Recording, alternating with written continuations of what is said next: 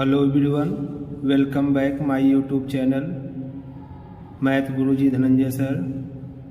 आज हम आप लोगों को नवल्स नेशनल एकेडमी का एनुअल एग्जामिनेशन में मैथ का पेपर का सॉल्यूशन बताने जा रहे हैं। उसको आप लोग ध्यान से देखिए और आप देखिए कि आप कितना नंबर आपका सही हुआ है और कितना नंबर आपका गलत हुआ है।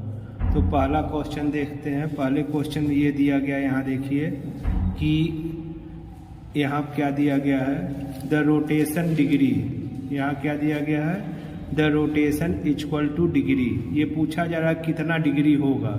तो जिन बच्चों ने यहाँ पर आंसर लिखा होगा 360, कितना लिखा होगा 360 डिग्री, उनका ये आंसर सही होगा। आप लोग देख लीजिएगा आपने क्या लिखा था। और क्वेश्चन नंबर दूसरा देखिए। क्वेश्चन नंबर 2 में ये दिया गया है, an angle whose magnitude lies between 0 degree and 90 degree. कौन सा एंगल होता है जो 0 डिग्री और 90 डिग्री होता है, उसको क्या कहते हैं। तो जिन बच्चों ने इसको एक्यूट एंगल लिखा होगा, एक्यूट ACUTE एक्यूट एंगल, उनका जो है ये आंसर सही होगा। जिन बच्चों ने इसका आंसर एक्यूट एंगल लिखा होगा उसका आंसर ये सही होगा। तो आप लोग देख लीजिएगा आपने क्या लिखा था। अब अगला question number fill in the blanks का क्वेश्चन नंबर 3 देखिए। 3 में ये कहा जा रहा है, the sum of linear pair of angle. Sum of linear pair of angle, आप जानते हैं लीनियर पेयर ऑफ एंगल इसी को कहते हैं। ये इस तरह से ये एंगल और ये एंगल दोनों सम कितना होता है, कितना डिग्री होता है, यही आपको बताना है। तो जिन बच्चों ने यहाँ पर 180 डिग्री लिखा होगा, कितना लिखा होगा 180 डिग्री। जिन बच्चों ने यहाँ पर 180 डिग्री लिखा होगा उनका ये आंसर बिल्कुल ही सही है। अब उसके बाद अगला क्वेश्चन देखते हैं फिल इन ब्लैंक्स का, एरिया ऑफ सर्कल। इसमें ये पूछा गया फिल इन ब्लैंक्स में कि area of circle equal to क्या होता है। तो यहाँ पे area of the circle equal to आप लोग जानते हैं कि पाई आर स्क्वायर होता है। क्या होता है, पाई और आर स्क्वायर ये होता है। तो एरिया ऑफ सर्कल जिन बच्चों ने पाई आर स्क्वायर लिखा है उनको पूरा नंबर मिलेगा। और उसके बाद अगला क्वेश्चन नंबर 5 में क्या पूछा जा रहा है, देखिए क्वेश्चन नंबर 5 में ये पूछा जा रहा है, circumference of circle. Circumference of circle, तो पहले तो आप लोग सभी लोग जानते होंगे सरकमफ्रेंस किसको कहते हैं। यही जो सर्कल का जो पेरीमीटर होता है, जिसको पेरीमीटर हम अलग अलग रेक्टेंगल में पेरीमीटर बोलते हैं। तो यही राउंडेड एरिया जो होता है, राउंडेड पार्ट जो होता है, यहाँ से लेकर ऐसे स्टार्ट करके यहाँ तक आने में जो पार्ट होता है उसको क्या कहते हैं, उसको हम सर्कमफ्रेंस कहते हैं। अब सर्कमफ्रेंस ऑफ सर्कल क्या होता है उसको देखिए आप लोग। सर्कमफ्रेंस ऑफ सर्कल, तो सर्कमफ्रेंस ऑफ सर्कल जो होता है वे 2 पाई आर होता है। क्या होता है, 2 पाई आर। तो आप यहाँ पर लिख दीजिएगा 2 पाई आर। और जिन बच्चों ने 2 पाई आर लिखा है उनका बिल्कुल सही है, उनका नंबर पूरा मिलेगा। और अगला क्वेश्चन देखिए क्वेश्चन नंबर 6 में कि एरिया ऑफ द ट्रायंगल पूछा जा रहा है। Area of triangle equal to क्या होता है। तो एरिया ऑफ द ट्रायंगल आप सभी लोगों को मालूम है 1/2 बेस इंटू हाइट होता है। क्या होता है, 1/2 बेस इंटू हाइट। तो जिन बच्चों ने ये लिखा होगा area of triangle equal to base into height, तो उनका पूरा सही है कि area of the triangle equal to base into height होता है। अब उसके बाद area of the equilateral triangle क्या होता है। तो इक्विलैटरल ट्रायंगल किसको कहते हैं, तो आप सभी लोग जानते होंगे कि इक्विलैटरल ट्रायंगल में जिसकी तीनों साइड क्या होती है, ये जैसे ट्रायंगल है यहाँ पे देख लीजिए, इसमें तीनों साइड क्या इक्वल है, ये भी इक्वल है, ये और तीनों, उसको क्या कहते हैं इक्विलैटरल ट्रायंगल। तो इक्विलेटरल ट्रायंगल का फार्मूला क्या होता है, area of the equilateral triangle क्या होता है, तो आप सभी लोग जानते हैं area of the equilateral triangle equal to क्या होता है, तो ये होता है √3/4 into side square, √3/4 into side square ये होता है। तो ये इसका आंसर हो जाएगा area of the equilateral triangle जो है √3/4 साइड स्क्वायर। उम्मीद है आप सभी लोगों ने इसका फार्मूला लिखा होगा। अब उसका क्वेश्चन नंबर 8 देखिए, फिल इन द ब्लैंक्स का क्वेश्चन नंबर 8 का आंसर क्या होगा। क्वेश्चन नंबर 8 में ये दिया गया है the distance around a circle etch called. तो अभी इससे पहले ही हम बताए हैं कि डिस्टेंस जो होता है अराउंड ऑफ द सर्कल, ये यहाँ से लेकर यहाँ तक जो डिस्टेंस होता है उसको क्या कहते हैं, तो आप सभी लोग जानते हैं जो यहाँ से लेके यहाँ तक का पूरा सर्कल डिस्टेंस होता है उसको क्या कहते हैं, सरकमफ्रेंस। क्या होता है, सरकमफ्रेंस। तो आप यहाँ पर इसके जगह पर क्या लिख दीजिएगा, सरकमफ्रेंस। क्या हो जाएगा, सरकमफ्रेंस। तो ये क्वेश्चन नंबर किसका आंसर हो जाएगा, क्वेश्चन नंबर 8 का ये आंसर है। किसका आंसर है, क्वेश्चन नंबर 8 का। अब उसके आप क्वेश्चन नंबर 9 देखिए। क्वेश्चन नंबर 9 में क्या पूछा गया है, तो क्वेश्चन नंबर 9 में आप देखिए एरिया पैरेललोग्राम पूछा जा रहा है। तो एरिया ऑफ द पैरेललोग्राम क्या होता है, तो आप सभी लोग जानते हैं area of the parallelogram equal to क्या होता है, बेस इंटू हाइट। जिन बच्चों ने ये लिखा होगा area of parallelogram equal to base into height B into H, उनका पूरा सही है, उनका आंसर क्या है, सही है। अब उसके आप क्वेश्चन नंबर 10 देखिए फिल इन द ब्लैंक्स का। इसमें क्या पूछा जा रहा है, क्वेश्चन नंबर 10 में यहाँ देखिए आप, यहाँ दिया गया है 2 line are line segment is in a plane which do not intersect and perpendicular distance between the remaining constant are called. 2 line जो है जो पैरेलल ऐसे हैं और वे एक दूसरे को कभी भी कट नहीं करते हैं। यहाँ पर देखिए 2 लाइन ये दिए गए हैं यहाँ पर, और ये पैरेलल जा रहे हैं, लेकिन ये आगे बढ़ने के बाद भी ये अगर दोनों एक दूसरे को क्या कट नहीं कर रहे हैं तो इसको क्या कहते हैं, तो आप सभी लोग जानते हैं इसको क्या कहते हैं, पैरेललोग्राम कहते हैं। क्या कहते हैं, पैरेलल लाइन, पैरेललोग्राम नहीं पैरेलल लाइन कहते हैं। क्या कहते हैं, पैरेलल लाइन कहते हैं। जो एक दूसरे को लाइन बढ़ाने के बाद भी एक दूसरे को कट न करें उसको पैरेलल लाइन कहते हैं। तो ये फिल इन द ब्लैंक्स है। क्वेश्चन नंबर 1 से 10 तक का आंसर हो गया। आप लोग देख लीजिएगा आप लोग कितना आंसर आप लोगों ने सही किया है और कितना आंसर आप लोगों का गलत है। अब हम MCQ बताने जा रहे हैं, टिक द करेक्ट ऑप्शन। इसमें आप लोग मिला लीजिए कि कौन कौन सा आंसर इसका सही होगा और आपने कितना सही किया था।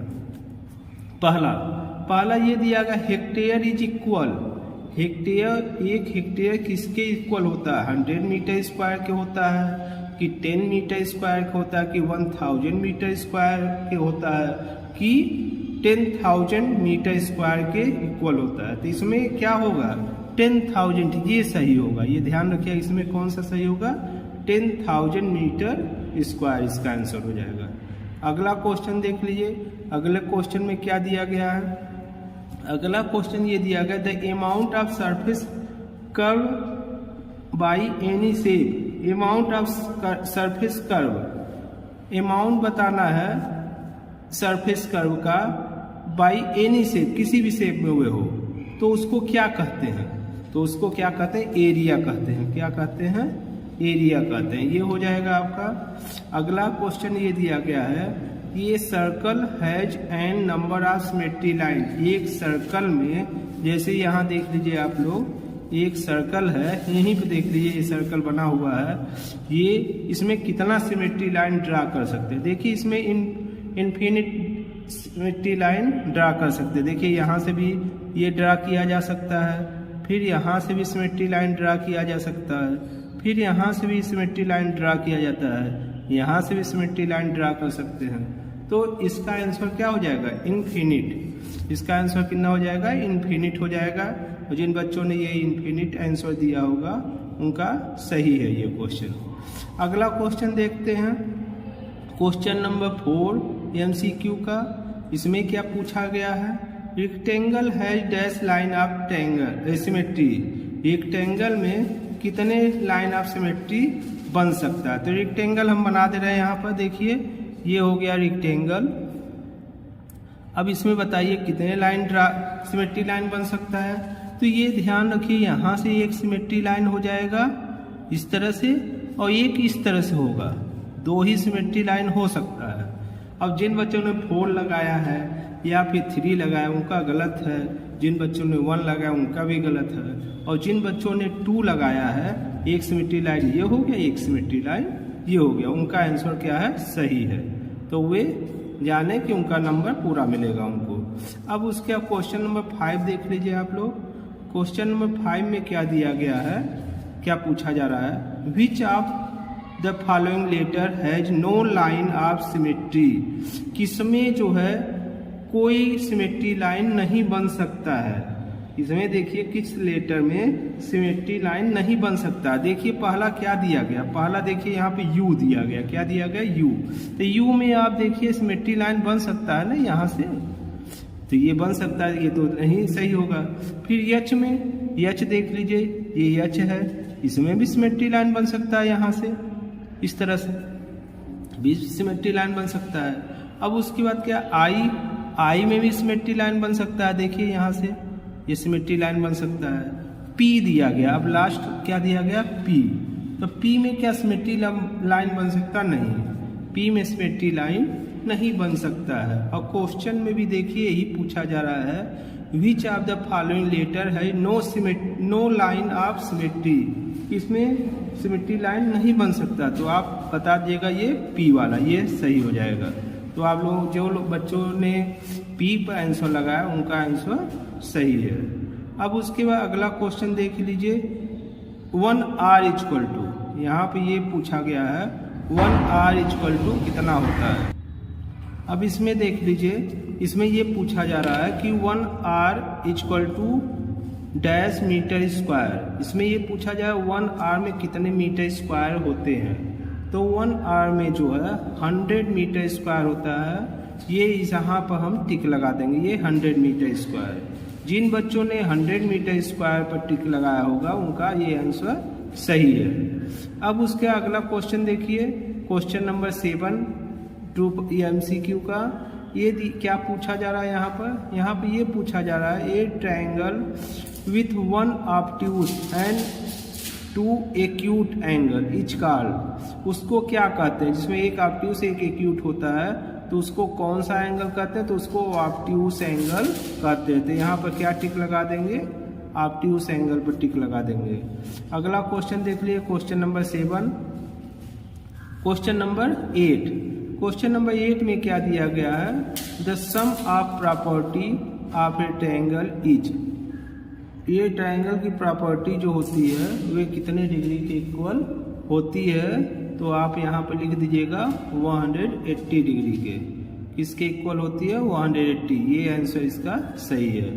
अब क्वेश्चन नंबर 9 देख लीजिए, क्वेश्चन नंबर 9 में क्या पूछा जा रहा है। क्वेश्चन नंबर 9 में ये दिया गया है, ए triangle with 3 unequal side is called. A triangle with 3 unequal side is called. कोई भी ट्रायंगल है जिसमें साइड जो है सब डिफरेंट है, इस तरह से, तो उसको कौन सा ट्रायंगल कहेंगे, जिसमें सभी साइड क्या है, डिफरेंट है, उसको कौन सा ट्रायंगल कहेंगे। तो उसको स्केलेन ट्रायंगल कहेंगे, स्केलेन ट्रायंगल। तो इसका आंसर क्या हो जाएगा, ये हो जाएगा आपका ये फर्स्ट वाला, ए वाला।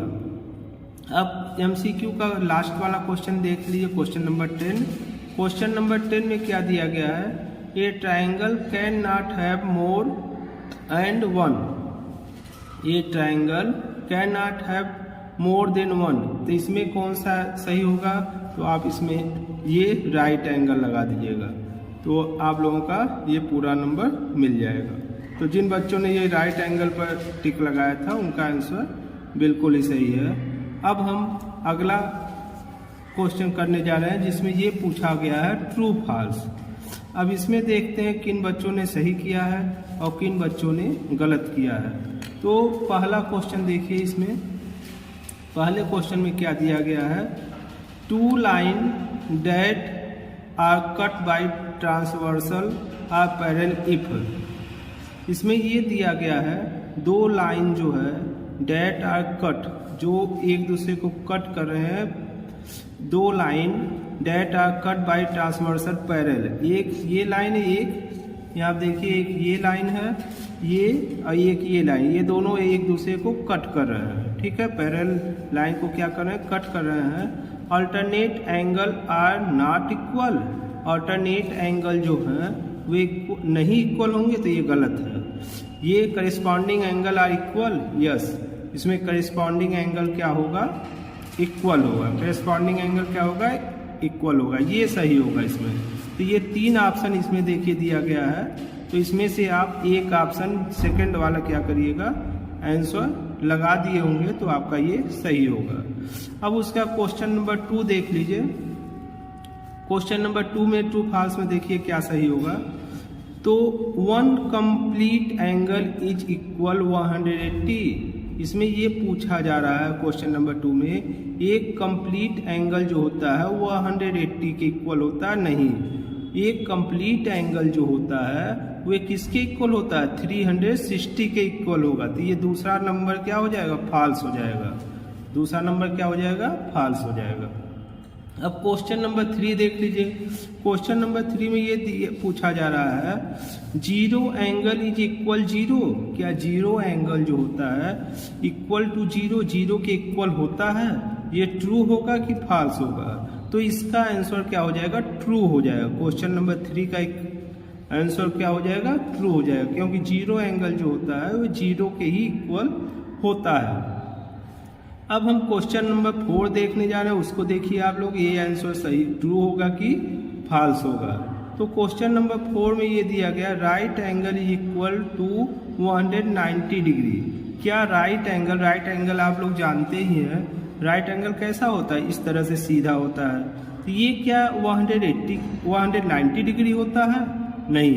राइट एंगल हमेशा कितने डिग्री होता है, 90 डिग्री के इक्वल होता है। तो ये क्या हो जाएगा, ये फॉल्स हो जाएगा। ये क्या हो जाएगा, फॉल्स। जिन बच्चों ने क्वेश्चन नंबर 4 को फॉल्स लगाया होगा उनका सही होगा। अब क्वेश्चन नंबर 5 देखिए आप। क्वेश्चन नंबर 5 में क्या पूछा गया है, एन एंगल 180 एंड 360 डिग्री। एक एंगल जो है वे 180 और 360 डिग्री है, तो वे रिफ्लेक्स एंगल होगा। क्वेश्चन नंबर 5 में तो रिफ्लेक्स एंगल होगा, तो ये क्या हो जाएगा, ये टिक होगा, ये सही होगा। ये क्या हो जाएगा, सही होगा। हाँ, जो 180 और 360 डिग्री के बीच में जो एंगल होते हैं वे कितने एंगल के इक्वल, उस एंगल का क्या नाम होता है, रिफ्लेक्स एंगल होता है। ये क्वेश्चन नंबर 5 क्या हो जाएगा, ट्रू हो जाएगा। अब क्वेश्चन नंबर 6 देख लीजिए। Line in a plane do not intersect. Line जो है इन ए प्लेन में do not intersect by intersecting line. Question number 6, तो ये जो है ये फॉल्स हो जाएगा। क्वेश्चन नंबर 6 क्या हो जाएगा, फॉल्स हो जाएगा। जिन बच्चों ने क्वेश्चन नंबर 6 फॉल्स लगाया होगा उनका सही है। अब क्वेश्चन नंबर 7 देख लीजिए। 2 angle whose sum is 90 degree. 2 angle जिसको सम करने पर कितना आता है, 90 डिग्री आता है, तो वे कंप्लीमेंट्री एंगल होता है। हाँ, वे जो भी है 2 एंगल को अगर सम करने पर 90 डिग्री आ रहा है तो वे कंप्लीमेंट्री एंगल होगा। तो इसका आंसर क्या हो जाएगा, सही हो जाएगा, ये ट्रू हो जाएगा। अब क्वेश्चन नंबर 8 देख लीजिए। एक close figure formed by joining 3 non collinear point. एक क्लोज फिगर जो है वे joining 3 non collinear point is called triangle. तो सबसे पहले नॉन कोलिनियर समझ लीजिए। नॉन कोलिनियर मतलब एक सीध में नहीं होना चाहिए।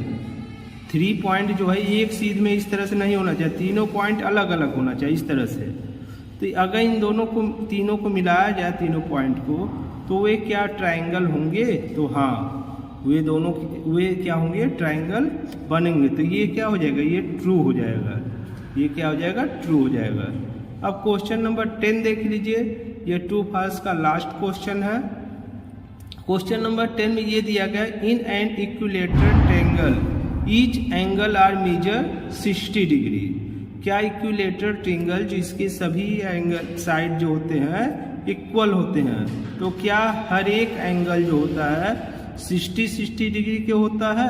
हाँ, हर एक एंगल क्या होता है 60 डिग्री के इक्वल होता है। तभी नहीं एक ट्रायंगल 180 के इक्वल होगा।